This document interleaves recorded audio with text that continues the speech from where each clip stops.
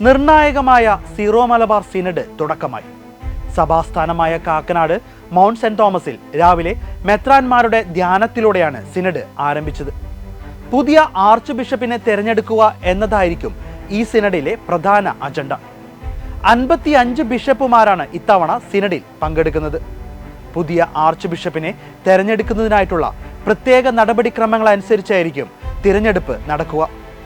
Zero Malabar സഭയിലെ ബിഷപ്പുമാരുടെ സിനഡാണ് arch ബിഷപ്പിനെ തിരഞ്ഞെടുക്കുന്നത്. നിലവിൽ 65 മെത്രാന്മാരാണ് സീറോ മലബാർ സഭയ്ക്കുള്ളത്. അതിൽ 51 പേർക്കാണ് ഇത്തവണ വോട്ടവകാശമുണ്ടാവുക. മെത്രാന്മാരുടെ വിരമിക്കൽ പ്രായം 75 വയസ്സാണെങ്കിലും 80 വയസ്സ് വരെ ഉള്ളവർക്ക് സിനഡിൽ വോട്ടവകാശം ഉണ്ടായിരിക്കും. സഭാപരമായി എന്തെങ്കിലും ഉത്തരവാദിത്തം നിർവഹിക്കുന്നവർക്ക് 80 വയസ്സ് കഴിഞ്ഞാലും വോട്ട് ചെയ്യാം. സീറോ മലബാർ മേജർ ആർച്ച് ബിഷപ്പിന്റെ തെരഞ്ഞെടുപ്പ് പ്രക്രിയ എങ്ങനെയായിരിക്കുമെന്ന് നമുക്കൊന്ന് നോക്കാം. സീറോ മലബാർ സഭയിലെ മേജർ ആർച്ച് ബിഷപ്പിന്റെ രാജിക്ക് ശേഷം സീറോ മലബാർ സഭയുടെ അഡ്മിനിസ്ട്രേറ്റർ 2 മാസത്തിനുള്ളിൽ പുതിയ മേജർ ആർച്ച് ബിഷപ്പിനെ തെരഞ്ഞെടുക്കുന്നതിനുള്ള സിനഡ് വിളിച്ചുകൂട്ടേണ്ടതാണ്. സീറോ മലബാർ സഭയിലെ സിനഡ് അംഗങ്ങളായ മെത്രാന്മാർക്ക് മാത്രമേ ഈ സിനഡിൽ പങ്കെടുക്കുവാനുള്ള അനുവാദമുള്ളൂ. മേജർ ആർച്ച് ബിഷപ്പിനെ തെരഞ്ഞെടുക്കുന്നതിനുള്ള ആദ്യത്തെ നടപടി എന്നത് തെരഞ്ഞെടുപ്പ് പ്രക്രിയയ്ക്ക് നേതൃത്വം നൽകാനായി ഒരു പ്രസിഡന്റിനെ തെരഞ്ഞെടുക്കുക എന്നതാണ്.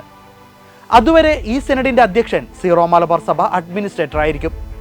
തുടർന്ന് പ്രത്യേകം തെരഞ്ഞെടുത്ത പ്രസിഡന്റിന് ഒരു നോട്ടറിയെയും നടപടിക്രമങ്ങളിൽ സഹായിക്കാൻ മറ്റു 2 പേരെയും കൂടി തെരഞ്ഞെടുക്കാം.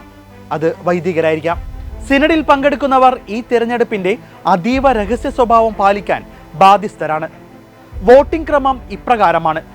ഒരു മേജർ ആർച്ച് ബിഷപ്പിനെ തെരഞ്ഞെടുക്കാൻ സിനഡിന്റെ 3/2 ഭൂരിപക്ഷം ആവശ്യമാണ്. 3/2 ഭൂരിപക്ഷത്തിന് വേണ്ടി 5 റൗണ്ട് വരെ വോട്ട് രേഖപ്പെടുത്താം. ഈ 5 റൗണ്ടുകളിലും 3/2 ഭൂരിപക്ഷം നേടി മേജർ ആർച്ച് ബിഷപ്പിനെ തെരഞ്ഞെടുക്കാൻ സാധിക്കാതെ വന്നാൽ കേവല ഭൂരിപക്ഷത്തിനായി പുതിയ 3 റൗണ്ട് വോട്ടെടുപ്പ് കൂടി നടത്താവുന്നതാണ്. അതായത് സിനഡിൽ പങ്കെടുക്കുന്ന പിതാക്കന്മാരുടെ എണ്ണത്തിന്റെ പകുതിയേക്കാൾ 1 വോട്ടെങ്കിലും കൂടുതൽ ലഭിക്കണം. 6ാമത്തെയും 7ാമത്തെ റൗണ്ടിൽ കേവല ഭൂരിപക്ഷം ലഭിച്ചില്ലെങ്കിൽ 8ാമത്തെ റൗണ്ടിൽ കഴിഞ്ഞ തവണകളിൽ ഏറ്റവും കൂടുതൽ വോട്ട് ലഭിച്ചവരെ മാത്രമേ പരിഗണിക്കുകയുള്ളൂ. ഏതെങ്കിലും കാരണവശാൽ തെരഞ്ഞെടുപ്പിൽ വോട്ടുകളുടെ എണ്ണത്തിൽ തുല്യത വന്നാൽ മെത്രാന്മാരായ കാലഘട്ടത്തിന്റെ സീനിയോറിറ്റി നോക്കി മേജർ ആർച്ച് ബിഷപ്പിനെ തീരുമാനിക്കും. ഇനി 2 പേരിൽ ഒരാൾ പുരോഹിതനാണെങ്കിൽ അവരിൽ പ്രായത്തിൽ കൂടുതൽ ഉള്ളവരെ തെരഞ്ഞെടുത്ത് മേജർ ആർച്ച് ബിഷപ്പ് ആക്കാവുന്നതാണ്. ഇനി ഇതൊന്നുമല്ല, തെരഞ്ഞെടുപ്പ് തുടങ്ങി 15 ദിവസമായിട്ടും മേജർ ആർച്ച് ബിഷപ്പിനെ തെരഞ്ഞെടുക്കാതെ വന്നാൽ സിനഡ് ഔദ്യോഗികമായി മേജർ ആർച്ച് ബിഷപ്പ് സ്ഥാനം മാർപ്പാപ്പയുടെ തീരുമാനത്തിന് വിടും. സിനഡിന്റെ തിരഞ്ഞെടുപ്പിലൂടെ ഒരു മെത്രാനാണ് മേജർ ആർച്ച് ബിഷപ്പ് സ്ഥാനത്തേക്ക് തെരഞ്ഞെടുക്കപ്പെടുന്നതെങ്കിൽ പ്രസിഡന്റ് ഈ വിവരം അദ്ദേഹത്തെ ഉടൻ തന്നെ അറിയിക്കേണ്ടതാണ്. മറിച്ച് പ്രസിഡന്റ് തന്നെയാണ് മേജർ ആർച്ച് ബിഷപ്പ് സ്ഥാനത്തേക്ക് തെരഞ്ഞെടുക്കപ്പെടുന്നതെങ്കിൽ സിനഡിലെ ഏറ്റവും മുതിർന്ന മെത്രാനായിരിക്കും നടപടിക്രമങ്ങൾ നടത്തുക. ഇനി തെരഞ്ഞെടുക്കപ്പെടുന്നത് ഒരു മെത്രാനല്ല എങ്കിൽ എല്ലാവരും ഈ വിവരം രഹസ്യമായി തന്നെ സൂക്ഷിക്കേണ്ടതാണ്. തെരഞ്ഞെടുക്കപ്പെട്ട വ്യക്തി പോലും ഈ വിവരം അറിയാൻ പാടില്ല. തുടർന്ന് ഈ സിനഡ് പിരിച്ചുവിട്ടതിനു ശേഷം സഭാപരമായ നടപടിക്രമങ്ങൾ പൂർത്തീകരിക്കണം.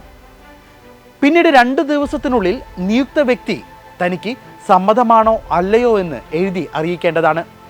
അദ്ദേഹം അത് സ്വീകരിക്കാതിരിക്കുകയോ മറുപടി നൽകാതിരിക്കുകയോ ചെയ്താൽ തെരഞ്ഞെടുപ്പ് വഴി അദ്ദേഹത്തിന് ലഭിച്ച എല്ലാ അധികാരങ്ങളും പിൻവലിക്കപ്പെടും.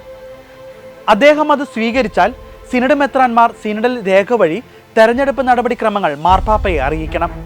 തെരഞ്ഞെടുക്കപ്പെടുന്ന വ്യക്തിയുടെ കയ്യൊപ്പോടുകൂടിയ അപേക്ഷയും മാർപ്പാപ്പയ്ക്ക് അയക്കേണ്ടതാണ്.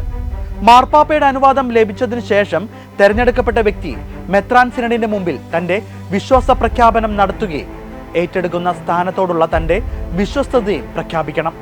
തുടർന്നായിരിക്കും മേജർ ആർച്ച് ബിഷപ്പ് പ്രഖ്യാപനവും സ്ഥാനാരോഹണവും. ഇനിയൊരു മെത്രാനല്ല മേജർ ആർച്ച് ബിഷപ്പ് സ്ഥാനത്തേക്ക് തെരഞ്ഞെടുക്കപ്പെടുന്നതെങ്കിൽ സ്ഥാനാരോഹണത്തിന് മുമ്പ് മെത്രാൻ പദവി അദ്ദേഹത്തിന് നൽകേണ്ടതുണ്ട്. ഇനി സീറോ മലബാർ സിനഡ് തെരഞ്ഞെടുക്കുന്ന മേജർ ആർച്ച് ബിഷപ്പിനെ മാർപ്പാപ്പ സ്വീകരിക്കാതിരിക്കുകയാണെങ്കിൽ വീണ്ടും പുതിയൊരു തെരഞ്ഞെടുപ്പ്, അതും മാർപ്പാപ്പ പറഞ്ഞിരിക്കുന്ന സമയത്തിനുള്ളിൽ തന്നെ അത് നടത്തേണ്ടതാണ്. ഈ തെരഞ്ഞെടുപ്പ് പ്രക്രിയയെല്ലാം ഇത്ര സങ്കീർണമാണെങ്കിലും ഇവിടെയെല്ലാം കത്തോലിക്ക സഭയെ നയിക്കുന്ന പരിശുദ്ധാത്മാവിൻ്റെ സാന്നിധ്യം ഇവയെല്ലാം വളരെ എളുപ്പമുള്ളതാക്കി തീർക്കുന്നു. സഭയുടെ തെരഞ്ഞെടുപ്പുകളിലെല്ലാം പരിശുദ്ധാത്മാവിൻ്റെ പ്രത്യേക നിയന്ത്രണം നമുക്ക് അനുഭവിക്കാൻ സാധിക്കും. വോട്ട് ചെയ്യുന്ന വ്യക്തികളുടെ മാനുഷിക ബലഹീനതകൾക്കപ്പുറം പരിശുദ്ധാത്മാവിനാൽ നയിക്കപ്പെടുന്ന അവസ്ഥ സഭയിൽ നമുക്ക് കാണാൻ സാധിക്കും.